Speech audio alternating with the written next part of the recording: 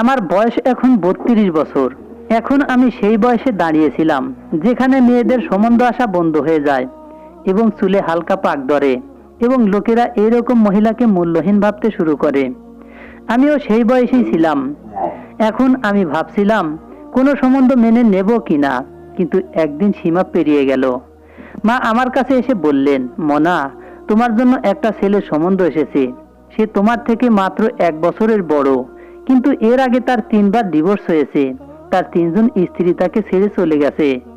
মায়ের কথা শুনে আমার তো শির দাঁড়া কাঁপতে শুরু করলো।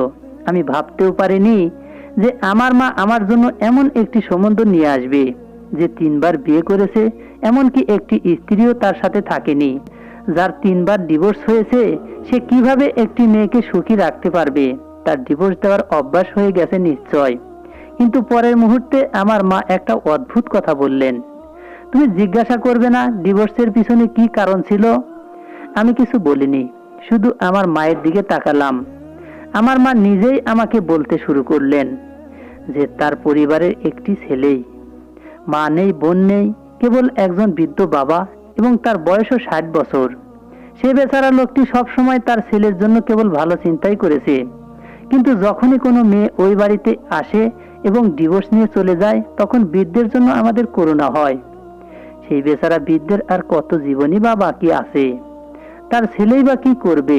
তার মা বোনদের হারানোর পর সে তার বাবার বিরুদ্ধে একটা কথাও শুনতে চায় না। শুধু এই কারণে তার স্ত্রীরা তার বাবার বিরুদ্ধে অভিযোগ করলে সে তাদের ডিভোর্স দিয়ে দেয় এবং তাদের বাড়ি থেকে বের করে দেয়। আমি বলি, তুমি যদি তার বাবাকেও যত্ন করো, তার সেবা করো এবং তার মন জয় করো, তাহলে তোমার কোনো সমস্যা হবে না। আর যাই হোক, তুমি খুব ভালো মেয়ে, তুমি তোমার বাবারও অনেক যত্ন নিয়েছো।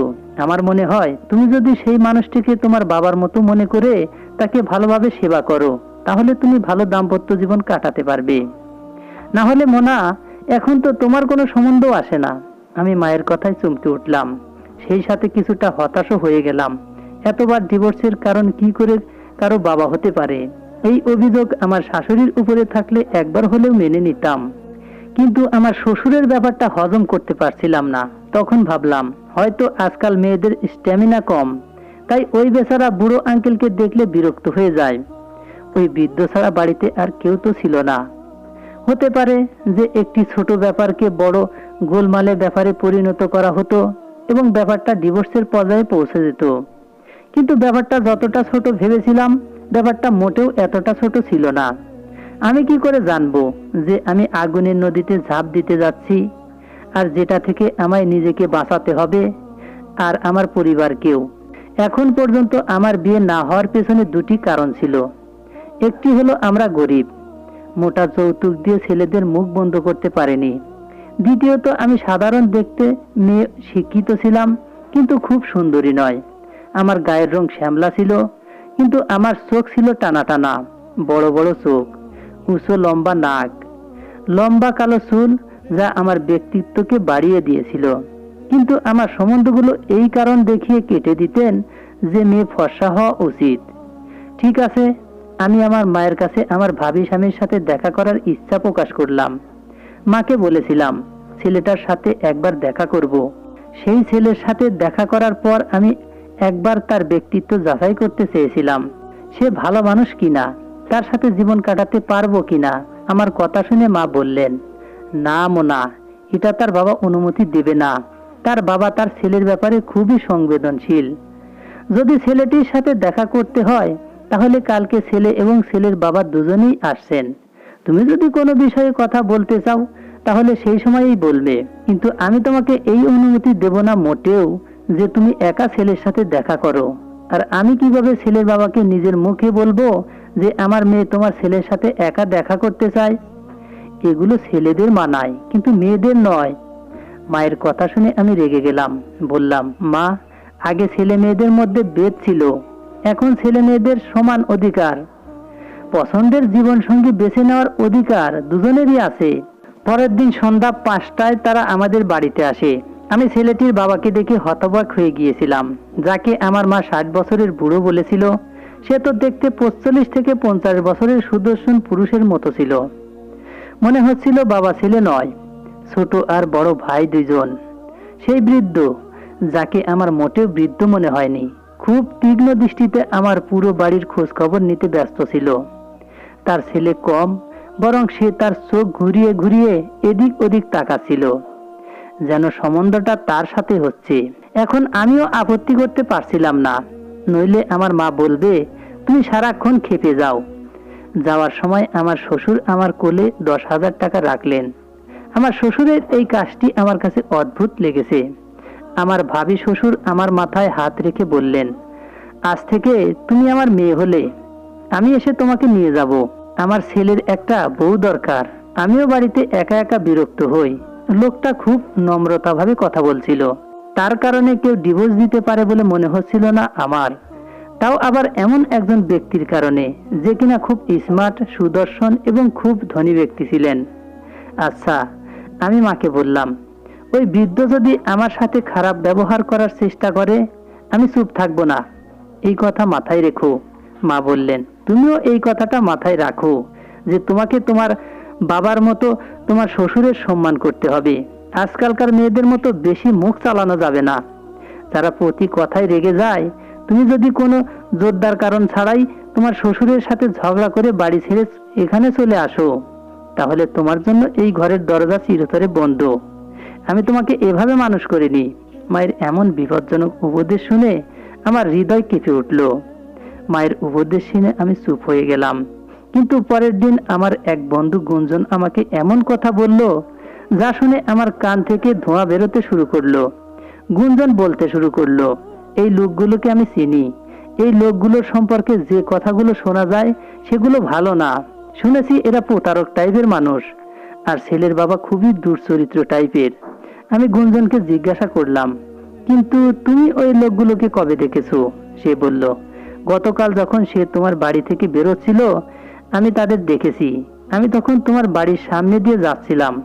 তাদের দেখার সাথে সাথে আমি চিনতে পারলাম যে এ সেই ছেলে যে তার 3 স্ত্রীকে ডিভোর্স দিয়েছে। গুঞ্জনের কথা শুনে আমার খুব খারাপ লাগলো। আমার ভাবি স্বামী তার 3 ডিভোর্সের জন্য পরিচিত। গুঞ্জন আবার বলল, আর আমি এটাও জানি যে তোমার শ্বশুরের কারণে তোমার ভাবি স্বামীর ডিভোর্স হয়েছে। আমি তো ভিতরে ভিতরে ভয় পেয়ে গেলাম। গুঞ্জনকে বললাম, তুমি কি জানো কেন আমার ভাবি স্বামীর 3 বার ডিভোর্স হয়েছে? গুঞ্জন বলল, আমি খুঁজে বের করে তোমাকে বলবো, কিন্তু এই বুড়ো নিশ্চয় দুশ্চরিত্র, কিছু না কিছু একটা ভুল কাজ করত, তাই জন্যই তার 3 বৌমার ডিভোর্স হয়ে যায় এবং তারা চলে যায়। নইলে তুমি নিজেই ভাবো যে বাড়িতে শুধু এই বৃদ্ধ আর তার ছেলে আছে। সে তার ছেলের বিয়ে দিতে ব্যস্ত। যদিও বৃদ্ধকে বুড়ো মনে হয় না, তাকেও দেখতে যুবক লাগে এবং সে চাইলে বিয়েও করতে পারে। তারও নিশ্চয় কিছু আকাঙ্ক্ষা আছে, কারণ তাকে দেখতে সুন্দর যুবকের মতো লাগে। গুঞ্জনের কথা শোনার পর আমার মনে একটা নতুন বিভ্রান্তি জাগলো। নিশ্চয় কিছু একটা গড়বড় আছে, যেটা আমার মা আমার কাছ থেকে লুকিয়ে রাখছেন। আর আমার ভাবি শ্বশুর ও আমার ভাবি স্বামীও নিশ্চয় পরস্পরের কাছ থেকে কিছু লুকাচ্ছেন। আমি মাকে এসব বললাম। মা বললেন, ঈশ্বরকে ভয় করো মেয়েরা, তোমাদেরও বার্ধক্য আসবে, তোমাদের বাবা মায়ের উপরও আসবে। যে বার্ধক্যের কারণে তুমি কাউকে ঘৃণা করছো, আমাদের সময়ে মেয়েরা খুব বুদ্ধিমান ছিল, কিন্তু আজকাল মেয়েদের বুদ্ধি নেই। তারা ছোটখাটো বিষয়ে তাদের সংসার নষ্ট করে। আমার মা গুঞ্জনকে বকাঝকা করলো। মা চলে গেলে গুঞ্জন বলতে শুরু করলো, শোন হর্ষিতা, এমন কর, তুই তোর স্বামীর সাথে কথা বলিস না কেন? বিয়ের আগে সব ক্লিয়ার করে নিলে ভালো হয়। অন্তত তোমার স্বামীকে জিজ্ঞাসা করো কেন তার আগে 3 বার ডিভোর্স হয়েছে। আমি গুঞ্জনকে বললাম যে আমার মা স্পষ্ট বারণ করেছেন যে আমি বিয়ের আগে ছেলেটির সাথে দেখা করতে পারবো না। গুঞ্জন বলল, তাহলে এক কাজ করো, বিয়ের প্রথম রাতেই সবকিছু পরিষ্কার করে নিস, কারণ পুরো জীবনটা তোকে ওই ছেলেটির সাথেই থাকতে হবে। কিছু গড়বড় মনে হলে সব সম্পর্ক ছিন্ন করে ঘরে ফিরে আসিস। সারা জীবন সেই নরকে পুড়ে মরার চেয়ে একটু অপমান সহ্য করা ভালো। গুঞ্জনের কথা শুনে আমার এখন ভয় লাগছিল। এখন বিয়েটাও ভাঙতে পারছিলাম না, কারণ কার্ডও ছাপা হয়ে গিয়েছিল। এমনিতে তো বিয়েটা খুব ছোট একটা অনুষ্ঠান করে হয়ে যাওয়ার কথা ছিল। মা শুধুমাত্র খুবই গুরুত্বপূর্ণ আত্মীয়দের নিমন্ত্রণ করেছিলেন। বিয়েটা খুব সাদামাটা ভাবে হবার কথা ছিল, কিন্তু সবার কাছে খবর পৌঁছেছিল যে হর্ষিতা বিয়ে করছে এবং এমন লোকের সাথে যে তার 3 স্ত্রীকে ছেড়ে দিয়েছে, তাও আবার তার বৃদ্ধ বাবার কারণে। আমি খুব ভয় পেয়েছিলাম। আমি ঈশ্বরের কাছে প্রার্থনা করলাম, হে ঈশ্বর, আমার পরিবারকে রক্ষা করুন, আমার জীবনকে ধ্বংস হওয়া থেকে রক্ষা করুন। আমাকে এত ধৈর্য দিন যাতে আমি আমার স্বামীর মন জয় করতে পারি এবং আমার ডিভোর্স না হয়। আমি বিয়ে করে আমার শ্বশুর বাড়িতে চলে এলাম। বিয়ের প্রথম রাতে লোকেশ আমার কাছে এসে বলল, এখানে তোমার ভয় পাওয়ার দরকার নেই। আজ থেকে তুমি এই বাড়ির মালকিন। তুমি নিশ্চয় জানো যে আমি তোমার আগে 3টি মেয়েকে ডিভোর্স দিয়েছি, কিন্তু আমি সেই 3টি মেয়েকে যে কারণে ডিভোর্স দিয়েছি, আমি চাই না তুমি সেই কারণ সৃষ্টি করো।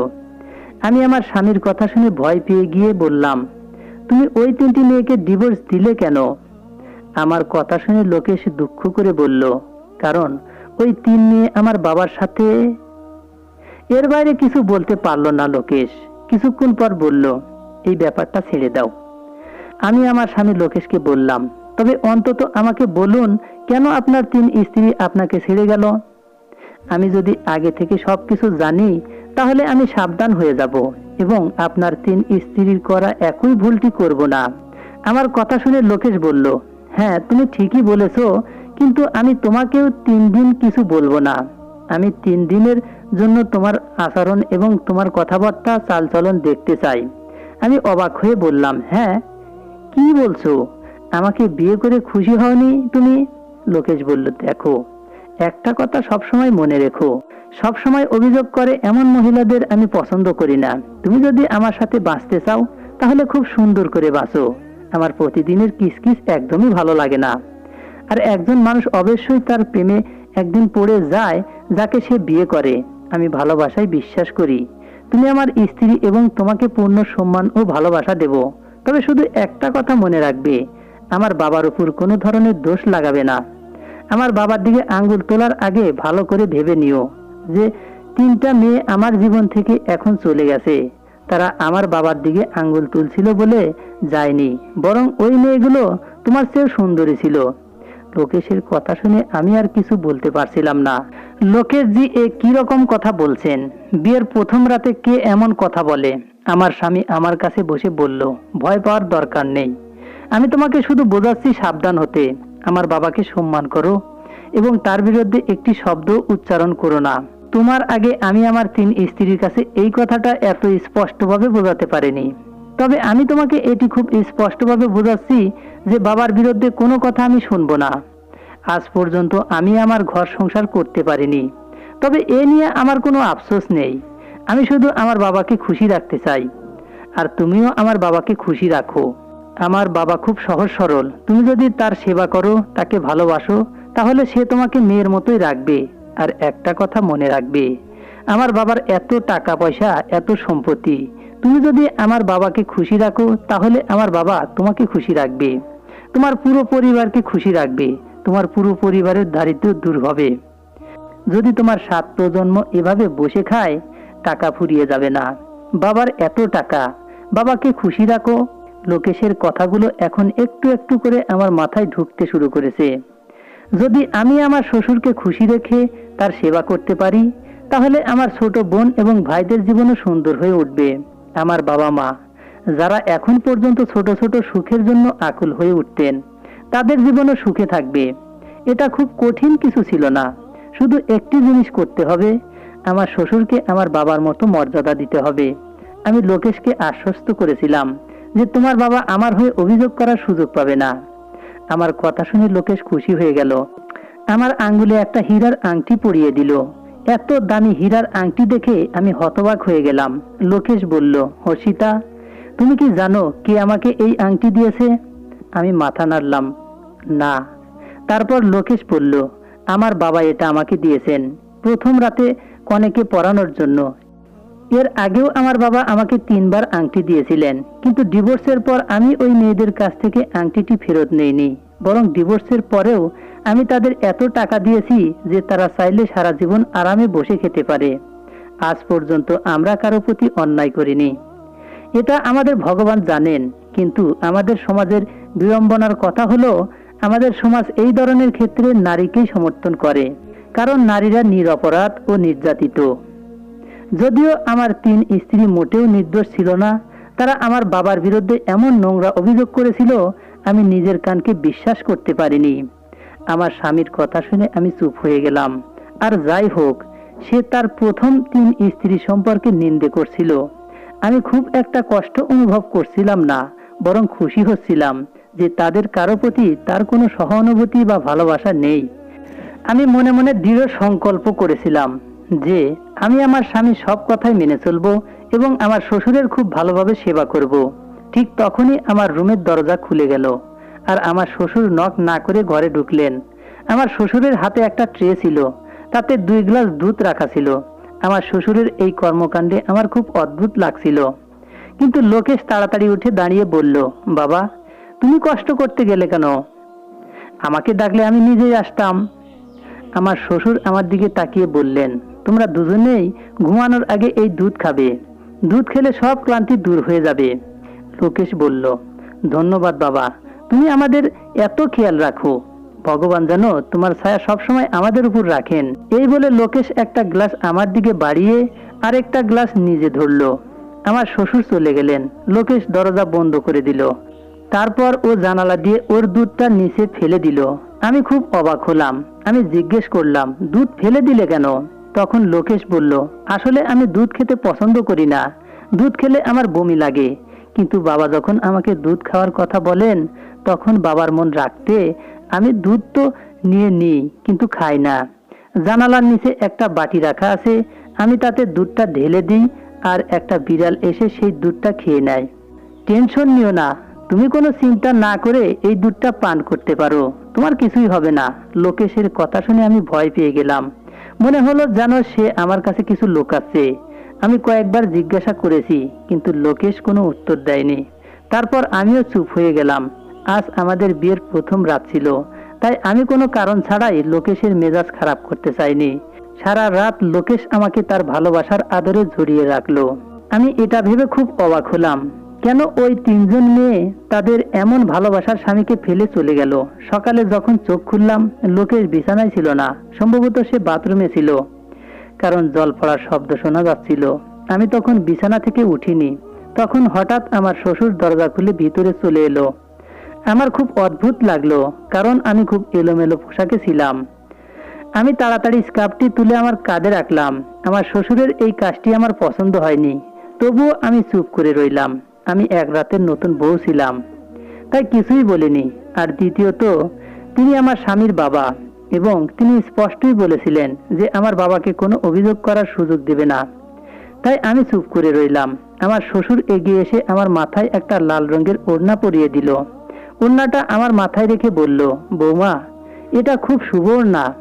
তোমার বিয়ের প্রথম দিনে তুমি এটা পরে থেকো, তোমার জীবন সুখে ভরে যাবে।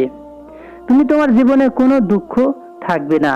আমি আমার অন্য বৌমাদেরও সকাল সকাল ওড়না নিয়ে এসে দিয়েছিলাম, কিন্তু তারা আমাকে অপমান করে ঘর থেকে বের করে দিয়েছিল, আর এই ওড়না নিতে অস্বীকার করেছিল। কিন্তু আমার পূর্ণ আস্থা আছে যে তুমি তা করবে না।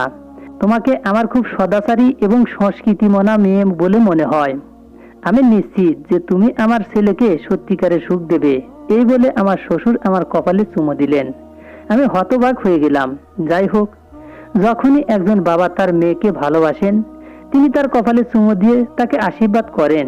কিন্তু কেন জানি না আমার শ্বশুর আমাকে এমনভাবে চুমো খেলেন যেটা আমার মোটেও পছন্দ হলো না। কিছুক্ষণ পর লোকেশ বেরিয়ে এলো। নিজের বাবাকে দেখে বলল, আরে বাবা, তুমি এত সকাল সকাল এখানে?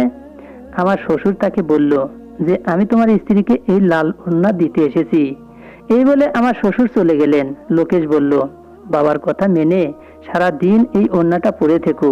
আমি লোকেশকে বলতে চেয়েছিলাম যে তোমার বাবার আমাকে চুমা খাওয়ার বিষয়টি আমার পছন্দ হয়নি, কিন্তু আমি চুপ করে রইলাম। এইভাবে আমার বিয়ের পর 3 দিন কেটে গেছে। এখন পর্যন্ত সবকিছু ঠিকঠাক চলছে, কিন্তু আমার শ্বশুর সম্পর্কে একটি জিনিস খুব অদ্ভুত লাগলো। তিনি সারাক্ষণ আমার পাশে পাশে থাকতেন এবং আমার সাথে কথা বলার চেষ্টা করতেন। নানা অজুহাতে আমাকে তার কাছাকাছি ডাকতেন। আমার শ্বশুরের কাছ থেকে এত অ্যাটেনশন আমার মোটেই পছন্দ হচ্ছিল না। মাঝে মাঝে যখন আমি আর লোকেশ খুব কাছাকাছি বসে থাকতাম আর লোকেশ আমার সাথে আদর করে কথা বলতো, তখন আমার শ্বশুর এসে লোকেশের হাত ধরে ওকে উঠিয়ে দিয়ে কোনো কাজের অজুহাতে বাইরে পাঠিয়ে দিতেন। আমার শ্বশুরের এইসব জিনিস আমার পছন্দ হচ্ছিল না। লোকেশ এইসব করলে আমার ভালো লাগতো, কিন্তু বিয়ের দ্বিতীয় দিন থেকেই লোকেশ নিজের কাজে ব্যস্ত হয়ে পড়েছিল। এখন আমি আস্তে আস্তে এই বাড়ির সাথে মিলে যেতে লাগলাম। মনের মধ্যে কোথাও মনে হতে লাগলো যে এই বাড়িটা আমার এবং আমি এই বাড়ির মালকিন। আমি মন দিয়ে ঘর পরিষ্কার করতাম, বাড়ির যত্ন নিতাম। একটা কথা আরো ছিল, আমি পুরো ঘর পরিষ্কার করতাম, কিন্তু আমার শ্বশুর আমাকে তার ঘর পরিষ্কার করতে দিতেন না। তিনি সর্বদা তালা লাগিয়ে রাখতেন। তিনি যখন ঘুমাতেন তখনই তিনি তালা খুলে ভিতরে গিয়ে ঘুমাতেন। একদিন আমি লোকেশকে বললাম, লোকেশ, তোমার বাবার রুমের তালা বন্ধ করে রাখেন কেন? আমি তোমার বাবার ঘর পরিষ্কার করার কথা ভাবছিলাম। এই কথাটা শুনে লোকেশ একটু চিন্তিত হয়ে গেল। সে বলল, এটা আমার বাবার পুরনো অভ্যাস, কেউ তার রুমে যাক এটা তিনি পছন্দ করেন না। এমনকি তিনি আমাকেও তার রুমে আসতে দেন না। তুমি এক কাজ করো, বাকি ঘরগুলো পরিষ্কার করো, বাবার রুম যেমন আছে থাক। একজন কাজের মেয়েও আমাদের বাড়িতে আসতো। সেও আমাকে বলেছিল যে বড় মালিক তার ঘর পরিষ্কার করতে দেয় না। বিয়ের পর 1 মাস কেটে গেল, কিন্তু আমার শ্বশুরের মনোভাব একই ছিল। তিনি সর্বদা তার ঘরে তালা লাগিয়ে রাখতেন। এখন আমি খুব চিন্তিত হয়ে পড়লাম। আমার মনে হলো ঘরটা নিশ্চয়ই খুব নোংরা হয়ে গেছে। আমরা প্রতিদিন ঘর পরিষ্কার করলেও নোংরা হয়ে যায়, আর সেখানে বাবার ঘরটা কয়েক বছর পরিষ্কার করা হয়নি। লোকেশকে যখন আমি এই কথা বললাম, লোকেশ বলল, হ্যাঁ তুমি ঠিক বলেছো। তুমি এক কাজ করো, বাবার সাথে একবার কথা বলো, যদি সে বলে তাহলে তার ঘর পরিষ্কার করে দিও। লোকেশের অনুমতি পাওয়ার সাথে সাথে আমি আমার শ্বশুরের ঘরে চলে এলাম। আজ দরজা খোলা ছিল। আমি দরজা খুলে ভিতরে এলাম। আমার শ্বশুর বিছানায় বসে আছেন। তিনি আমার দিকে পিঠ করে বসেছিলেন। আমি ঘরের চারপাশে তাকালাম এবং আমার চোখ বিস্ময়ে বড় বড় হয়ে গেল, কারণ সারা ঘরে মহিলাদের পোশাক পড়েছিল। আমি যখন ড্রেসিং টেবিলের দিকে তাকালাম, সেখানে মেকআপের জিনিসপত্র এবং কিছু চুড়ি ইত্যাদি রাখা ছিল। আমি খুব অবাক হলাম। আমার শাশুড়ি তো অনেকদিন আগেই মারা গেছেন, তারপরেও আমার শ্বশুরের ঘরে এই মহিলাদের জিনিসপত্র কি করছিল? আমার আওয়াজে আমার শ্বশুর চমকে তাকালো। আমাকে দেখে সে একেবারে ভয় পেয়ে গেল আর বলল, আরে বৌমা, আমার ঘরে কি করছো? চলো বাইরে যাই। আমিও বাইরে যাই। আমার চা খেতে ইচ্ছে করছে, চলো চা বানাও। আমার জন্য আলাদা এলাচ দেওয়া চা বানিয়ে দাও। আমি বললাম, বাবা, মিনা চা বানাচ্ছে, তুমি গিয়ে চা খেয়ে নাও, ততক্ষণ আমি তোমার ঘরটা পরিষ্কার করে দিই। দেখো কেমন নোংরা হয়ে গেছে। এই কথা শুনে আমার শ্বশুর আরো ভয় পেয়ে গেলেন। তিনি তাড়াতাড়ি বাহিরে চলে আসলেন আর আমার হাত ধরে আমাকেও বের করে আনলো আর তাড়াতাড়ি দরজা বন্ধ করে দিয়ে বলল, আরে বৌমা, এই ঘর পরিষ্কার করার কিছুই নেই। আমি প্রতিদিন আমার ঘর পরিষ্কার করি, আমি পরিষ্কার করব। তুমি চলো, আমরা দুজনে বাইরে লনে বসে চা খাই আর দেখি আবহাওয়া কত সুন্দর। এখন যখন বাবা নিজের রুম পরিষ্কার করতে দিতে চান না, আমি কি করতে পারি? আমি যখন বাইরে আসি ততক্ষণে মিনা চা তৈরি করে নিয়ে এসেছে। আমি অনিচ্ছাকৃতভাবে চা খেয়ে আমার রুমে চলে গেলাম। পরের দিন আমার বন্ধু গুঞ্জনের ফোন এলো। সে বলল, হর্ষিতা, আমার মনে হয় তোর শ্বশুর মেয়েদের ব্যবসা করে। না হলে তুই নিজেই ভেবে দেখ, তোর স্বামীর আগের 3 বউ কোথায় গেল? আজ অবধি তাদের কোনো হদিশ নেই। তারা কোথা থেকে এসেছে এবং কোথায় গেছে। তাদের সাথে অবশ্যই কিছু খারাপ কাজ হয়েছে। অবশ্যই তোর শ্বশুর মেয়েদের ব্যবসা করে। এই জন্যই তোর শ্বশুর এত বড় লোক। গুঞ্জনের কথা শুনে আমিও অনুভব করতে লাগলাম যে নিশ্চয় কিছু আলো আধারি ব্যাপার আছে। আমার শ্বশুরের ঘরে নিশ্চয় কিছু গোপনীয়তা আছে যা আমার কাছ থেকে লুকিয়ে রাখা হচ্ছে। সেই সব মেয়েদের পোশাক আমার চোখের সামনে ভেসে উঠল। সব জামা কাপড়গুলো মেয়েদের ছিল। নিশ্চয় আমার শ্বশুর মেয়েদের রুমে আটকে রাখে। প্রথমে তাদের সাথে নোংরা কাজ করে, তারপর তাদের বিক্রি করে দেয়। এই চিন্তা আমার মনের মধ্যে যেই এলো, অমনি আমার সারা শরীর কেঁপে উঠল। যদি তাই হয় তাহলে এই বাড়িতে আমি নিরাপদ নয়। আমি ঠিক করেছিলাম যে আমি আমার শ্বশুরের সম্পর্কে সব সত্য জেনে ছাড়ব এবং আমার শ্বশুর যদি কিছু ভুল করে থাকেন তাহলে তাকে আমি আজই পুলিশের হাতে গ্রেপ্তার করাবো। আমি আমার শ্বশুরের দিকে নজর রাখতে লাগলাম। একদিন রাতে আমি যখন জল আনতে বের হলাম তখন আমার শ্বশুরের ঘরে আলো জ্বলছিল আর আমার শ্বশুরের ঘর থেকে একটি মেয়ের কান্নার আওয়াজ ভেসে আসছিল। আমার বুক ধক ধক করে কেঁপে উঠল। আমার শ্বশুরের ঘরে নিশ্চয় কোনো মেয়ে আছে। আমি তাড়াতাড়ি শ্বশুরের ঘরের দিকে গিয়ে ভিতরে উঁকি মেরে কিছুই দেখতে পেলাম না। মেয়েটির কান্নার শব্দও এখন বন্ধ হয়ে গেছে। আমি দরজায় ধাক্কা দিতে যাচ্ছিলাম, কিন্তু আমি নিজেকে থামিয়ে নিলাম। আমি ভেবেছিলাম আমার শ্বশুর রাগ করবেন এবং তিনি লোকেশের কাছে আমার বিরুদ্ধে অভিযোগ করতে পারেন। এত রাতে আমি ওনাকে বিরক্ত করছি। আমি অনেকক্ষণ শুনলাম মেয়ের কণ্ঠ আবার আসে কিনা, কিন্তু এখন মেয়ের আওয়াজ আসছে না। আমার শ্বশুর রুমের লাইটও অফ করে দিয়েছে। আমিও আমার রুমে চলে এলাম। আমি সারা রাত শান্তিতে ঘুমাতে পারিনি। লোকেশকেও কিছু বলতে পারলাম না, নইলে লোকেশ বলতো, অন্য মেয়েদের মতো তুমিও আমার বাবাকে দোষ দিতে শুরু করলে।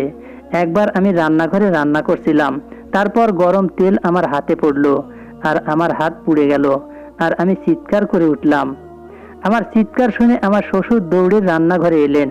আমাকে ব্যথায় কাতরাতে দেখে সে দ্রুত আমার কাছে এসে আমার হাতের দিকে তাকাতে লাগলেন। আমার শ্বশুর তখন আমার এত কাছে ছিল যে আমার খুব অদ্ভুত লাগছিল। আমি শ্বশুরের হাত থেকে হাত ছাড়ানোর চেষ্টা করলাম, কিন্তু তিনি রাজি হলেন না।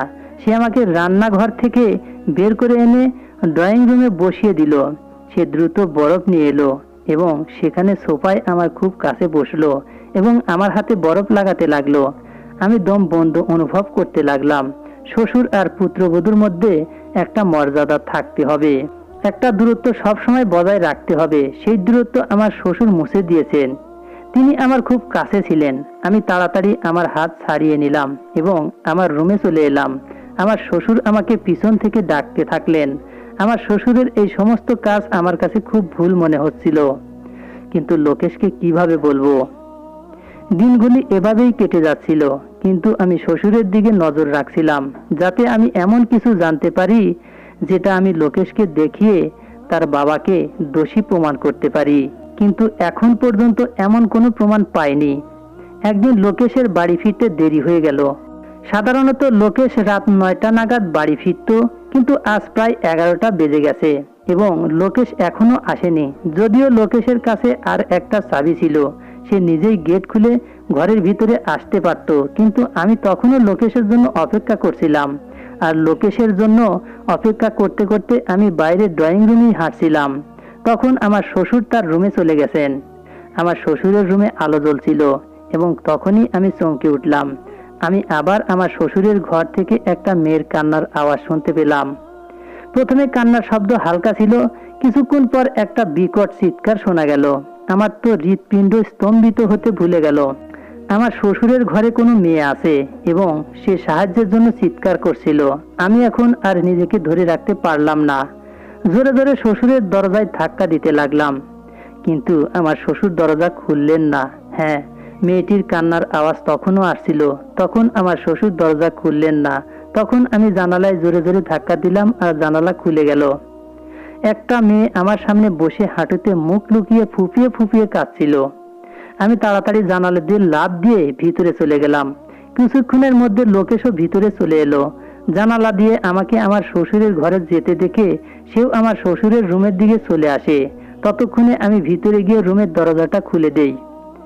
আমার শ্বশুরকে রুমে কোথাও দেখা যাচ্ছে না। হ্যাঁ, এখনো মেয়েটা হাঁটুতে মাথা লুকিয়ে কাঁদছে। সামনের দৃশ্য দেখে লোকেশও অবাক হয়ে গেল। আমি দ্রুত মেয়েটির কাছে গিয়ে তাকে সান্ত্বনা দিতে লাগলাম, কিন্তু মেয়েটা মুখের উপর ঘোমটা যেই তুলল, আমার আর লোকেশের মাথায় আকাশ ভেঙে পড়ল। সে মেয়ে ছিল না, বরং সে আমার শ্বশুর, যিনি সম্পূর্ণ মেয়ের মেকআপে ছিলেন। তিনি বিয়ের পোশাক পরেছিলেন এবং নিজেকে এমনভাবে প্রস্তুত করেছিলেন যেন তিনি একজন নববধূ। আর একটা মেয়ের আওয়াজ করতে করতে সে কিছু একটা বলছিল আর কাঁদছিল। এমন ফুপিয়ে ফুপিয়ে কাঁদছিল যেন তার সাথে অনেক বড় অন্যায় করা হয়েছে, যেন তার ইজ্জত নিয়ে কেউ খেলেছে। বাবাকে এত জোরে কাঁদতে দেখে লোকেশেরও চোখে জল এসে গেল। সে তাড়াতাড়ি বাবার কাছে গিয়ে তাকে শান্ত করলো। ততক্ষণে আমার শ্বশুর অজ্ঞান হয়ে পড়েছেন। লোকেশ তাকে দ্রুত হাসপাতালে নিয়ে যায়। তার মানসিক অবস্থা ভালো না বলে চিকিৎসকরা জানিয়েছেন। কোনো কিছু নিয়ে তিনি খুব বেশি টেনশন নেন এবং তারপর লোকেশ আমাকে একটি অনেক বছরের পুরনো গল্প শোনালো, যা শুনে আমার চোখে জল চলে আসে। লোকেশ বলল যে আমরা 2 ভাই বোন ছিলাম।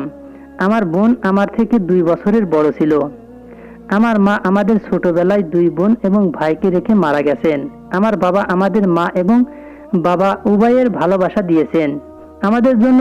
সে আর বিয়েও করেনি। ধীরে ধীরে আমরা 2 ভাই বোন বড় হলাম। তারপর আমার বোনেরও বিয়ে ঠিক হয়ে গেল। আমার বোনের যেদিন বিয়ে, সেই রাতে আমার বোন তার রুমে কনে সেজে বসেছিল। তার বিয়ের বরযাত্রী তখনও আসেনি। তখন কয়েকজন ডাকাত আমাদের বাড়িতে ঢুকে পড়ে। তারা সম্ভবত পুলিশের হাত থেকে বাঁচতে আমাদের বাড়িতে লুকিয়ে পড়ে। সেখানে 5 জন ডাকাত ছিল এবং তারা আমার বোনের ঘরে ঢুকেছিল। সেই সময় আমার বাবা আমার বোনের কাছে বসেছিলেন। তিনি তার সাথে কথা বলছিলেন এবং তিনি ভেবেছিলেন যে আমার মেয়ে বিয়ে হয়ে কিছুক্ষণ পর চলে যাবে, তাই তিনি তার সাথে তার শেষ সময়টিকে স্মরণীয় করতে চেয়েছিলেন। ওই সময় ডাকাতরা আমার বোনের ঘরে ঢুকে পড়ে। ডাকাতরা আমার বাবাকে বাথরুমে তালা দিয়ে আমার বোনকে তাদের লালসার শিকার বানায়। আমার বোন চিৎকার করতে থাকে, কিন্তু বাইরে ডিজের আওয়াজ এত জোরে ছিল যে আমার বোন আর বাবার চিৎকার কেউ শুনতে পায়নি। 5 জন ডাকাত আমার বোনের সাথে যা খুশি তাই করে আমার বোনের জীবন নষ্ট করে চলে যায়। আমার বাবা তার মেয়ের বিধ্বস্ত অবস্থা দেখে তার মানসিক ভারসাম্য নষ্ট হয়ে যায় এবং তিনি চিৎকার করে অজ্ঞান হয়ে পড়েন। এটা যে কোনো বাবার জন্য বড় ধাক্কা যে তার চোখের সামনে তার মেয়ের ইজ্জত নষ্ট হচ্ছে। আমার বোনকে ডাক্তারের কাছে নিয়ে গেলেও আমার বোনকে বাঁচানো যায়নি। ধীরে ধীরে বাবা কিছুটা স্বাভাবিক হয়ে গেলেও আমার বোনের দুর্ঘটনা তার মনে বড় প্রভাব ফেলে। ধীরে ধীরে বাবা মানসিকভাবে অসুস্থ হয়ে পড়ে। তাই আমি বাবাকে কখনো কষ্ট দিতে পারতাম না। তার সব কথাই মেনে চলতাম। লোকেশের কথা শুনে এখন পুরো রহস্যের সমাধান হয়ে গেল। আমার শ্বশুর খারাপ ছিল না। আমার শ্বশুর যখনই আমার কাছাকাছি এসেছেন, তিনি আমাকে তার মেয়ে হিসাবে দেখেছেন। তিনি আমার মধ্যে তার মৃত কন্যাকে দেখেছেন। আমার 303-এর প্রতি আমার শ্বশুরের হয়তো একই মনোভাব থাকতে পারে এবং আমার 303 হয়তো আমার শ্বশুরের এই মনোভাবকে ভুল নাম দিয়েছেন, যেমনটা আমিও একসময় ভুল ভেবেছিলাম। কিন্তু আমার শ্বশুরের কোনো খারাপ উদ্দেশ্য ছিল না। তিনি তার পুত্রবধূকে তার মেয়ে হিসেবে দেখেছিলেন এবং সেজন্য তিনি তার পুত্রবধূর যতটা সম্ভব কাছাকাছি থাকার চেষ্টা করতেন এবং তিনি তাকে খুব ভালোবাসতেন। কখনো কখনো তিনি তার ছেলে লোকেশকেও ডাকাত হিসাবে ভাবতে শুরু করেছিলেন। তাই তিনি লোকেশকেও তার পুত্রবধূর কাছে থেকে সরিয়ে দিতেন। এতে করে তিনি তার মেয়েকে রক্ষা করতেন। লোকেশ যখন পুরো সত্যটা জানতে পারল, লোকেশও খুব অনুতপ্ত বোধ করলো। লোকেশ আমাকে বলল যে আমি ওই 3 জন মেয়ের সাথে অনেক অন্যায় করেছি। আমি যদি সত্যটা আগে জানতাম তাহলে ওই 3 মেয়ের জীবনটাও নষ্ট হতো না। আমি আমার বাবাকে আগেই চিকিৎসা করিয়ে নিতাম। তবে আমি বিশ্বাস করি তোমার সাহসের কারণেই এসব ঘটেছে। তুমি যদি সেই রাতে সাহস না দেখিয়ে জানালা দিয়ে লাফ দিয়ে ভেতরে না আসতে, তাহলে এই বাস্তবতা কখনোই প্রকাশে আসতো না। এখন আমার শ্বশুর একটি ভালো হাসপাতালে চিকিৎসাধীন। আমার শ্বশুর খুব দ্রুত সুস্থ হয়ে উঠবেন বলে চিকিৎসকরা আশা প্রকাশ করেছেন। বন্ধুরা, আমাদের এই গল্পটি যদি ভালো লেগে থাকে, লাইক, কমেন্ট, শেয়ার ও সাবস্ক্রাইব করে আমাদের পাশেই থাকবেন। ধন্যবাদ সবাইকে, ভালো থাকবেন।